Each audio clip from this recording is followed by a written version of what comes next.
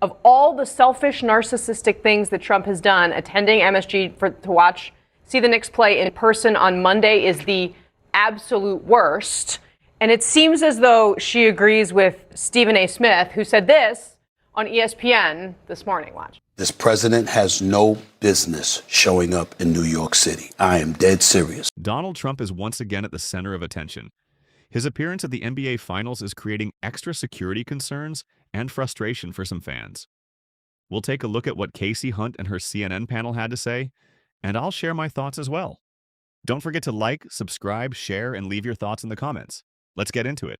Block radius surrounding Madison Square Garden is virtually on lockdown ahead of Game 3 of the NBA Finals tonight. The area closed at 4 p.m. Eastern, with tip-off not scheduled until 8:30 p.m. Eastern time. President Trump's attendance is historical. He'll be the first sitting president to attend an NBA Finals game. But that means security has been heightened, and watch parties surrounding MSG, the mecca of basketball, have been canceled. CNN's Mark Morales is outside the Garden. Mark, what is going on there? These tickets were already so unaffordable. People expecting to, be outside having watch parties, now disappointed too. Right, and it's really interesting over the last couple of hours because before this was an energetic crowd that was just kind of walking around here while we had security, but the closer we get to tip-off, the more you get this sort of rabid excitement that you're getting from fans, but at the same time, you're also getting this tightening of security. So if we can show you just a little bit of what we're talking about here, you'll see these barricades behind me. These are designed so that people can't climb up. You'll also see these white blocker cements on the bottom, so that's to prevent from vehicles to sort of do any sort of ramming attacks.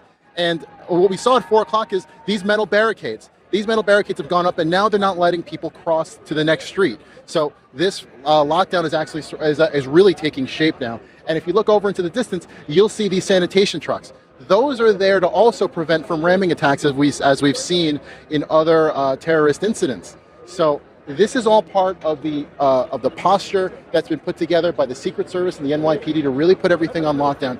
And as we get closer to tip-off, this is going to get tighter and tighter. Now, one of the ramifications of such a security plan means this very popular watch party that was right outside of Madison Square Garden can't take place today. And that's because it would be a massive security risk for the president to be here while that's going on. So we talked to some fans, and they have some feelings about it, because for those of you who couldn't afford to get into Madison Square Garden and pay those ticket prices, you at least had that. You could be that close to the Garden. But some of the fans are a little disappointed. Take a listen. I think people should still come out. I don't really think Trump should even be here, to be honest with you. He doesn't really claim himself as a New Yorker. We've been waiting for this for like how long? And, a lot of people can't afford to get into the game. I'm one of those people. So I was actually looking forward to going to one of these watch parties, and now I can't. He doesn't live here, and he's kind of pooped on us for a while. And, so I think this is our time, and he's distracting from our time. We've even seen TSA is here ready to do bag checks. And again, they're saying no bags at all, and arrive 2 hours before tip-off so you can get into the game. Casey? Sure. All right, Mark Morales, outside MSG. Thank you, Mark, for that. Is anyone here a New Yorker? No, we don't have any New Yorkers. Okay, well, they wouldn't give you credit for that, I don't think. But I mean, David Chalian, you cannot overstate what this, with the Knicks being their first hometown final in 27 years, means. And I mean, the criticism of the president. Look, let's put up Ann Coulter. Of all the selfish, narcissistic things that Trump has done, attending MSG to see the Knicks play in person on Monday is the absolute worst. And it seems as though she agrees with Stephen A. Smith, who said this. I don't often agree with Ann Coulter. She's become somewhat of a never-Trumper. She's had a lot of criticisms of Donald Trump, but I definitely agree with Ann Coulter here. On ESPN this morning, watch. This president has no business showing up in New York City. I am dead serious. It is selfish. It is narcissistic. It is ridiculous that he is coming to this game. I would say the same thing if it were Obama, George W., Clinton. I don't give a damn. We went back to Reagan. This is not a football stadium in some space in Texas where you got a whole bunch of outlays and all of this. This is the Garden. This is Midtown Manhattan. That would be cool. I would tune in for that. What say you? I don't find it so offensive. I think it's totally okay for a president to go to a big sporting event. I get it causes complications and a headache, and it is the right of every New Yorker to complain against that. That is quintessentially New York. But, Who's more of a New Yorker president than Donald Trump? I know he has rejected his citizenship there and has moved to Florida, but the guy has a tower called Trump Tower up on Fifth Avenue. He's from Queens. He is a New York character and has been for decades. It's not like out of the realm that he would want to go to Madison Square Garden and be part of the action. Let's watch a little bit of, this is not the first time that President Trump has interacted with the NBA. Back when he was a New Yorker, a couple things stood out to us. Watch. It's your good friend Donald Trump. Donald, yes. My business partner. What does it say? Walk on? I love this game, and if you don't, you're fired. Congressman, what do you think? You can take the man out of New York. You cannot take New York out of the man. And this is this president loves sports, loves these national events. They get attention. I think our attention will be on the crowd reaction. And if these folks have to show up without bags, with nothing to do for a couple hours before the game, this is going to be a lit crowd in every sense of the word. It will be fascinating to see what happens tonight before we have the big match on the president's lawn. Donald Trump can enjoy sports all he wants, but he's not the one dealing with the disruption. Fans who paid for tickets are the ones facing longer lines, tighter security, and major delays just to get into the game. On top of that, watch parties are being canceled, leaving many people frustrated. Some critics argue this creates the perfect opportunity for a large public protest, with sports fans and opponents alike making their voices heard. They say no modern president has caused this level of inconvenience for a personal appearance. To them, it's another example of what they view as Trump's self-centered leadership style. What do you think? Drop your opinion in the comments below. And if you enjoyed this video, please like, subscribe, and share it with your friends. It really helps the channel grow. Too, right, is that this game was already, I mean, look at the front row of like the semifinals, Knicks games. I mean, you recognized every face in that row. I mean, the celebrity star power, are they all, I guess they're all going to have to go through TSA. They're going to have to do it too, be like the rest of us.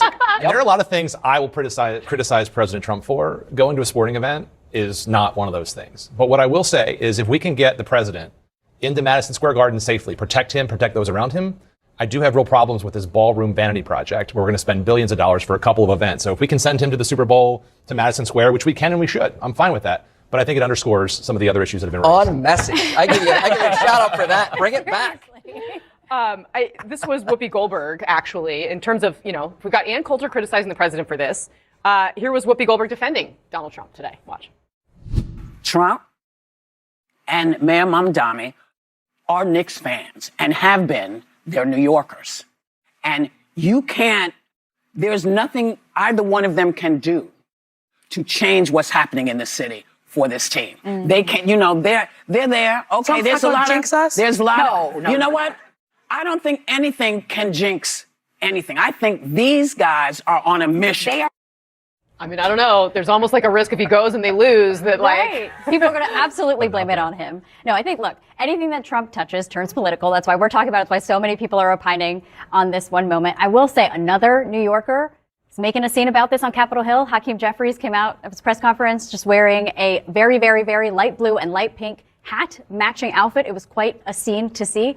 And he was just like, look, we haven't had the Knicks in the final in almost 30 years. I think he said almost verbatim, why does Trump have to ruin something so good? So wait a second. Why is Hakeem Jeffries not going? There's votes at 6:30 p.m. tonight. And by the way, you got to write your own check. check. You got to write your own check for those seats. That's not a giftable thing. Oh. So come up, yeah, what's the cheapest seat? $10,000 or something like that now. So good luck. I mean, so that, to me, that does seem, David Chow, like, if there's political risk in this, right? It's just, I mean, and, you know, he doesn't have to win an election in New York, so I guess what does it really matter?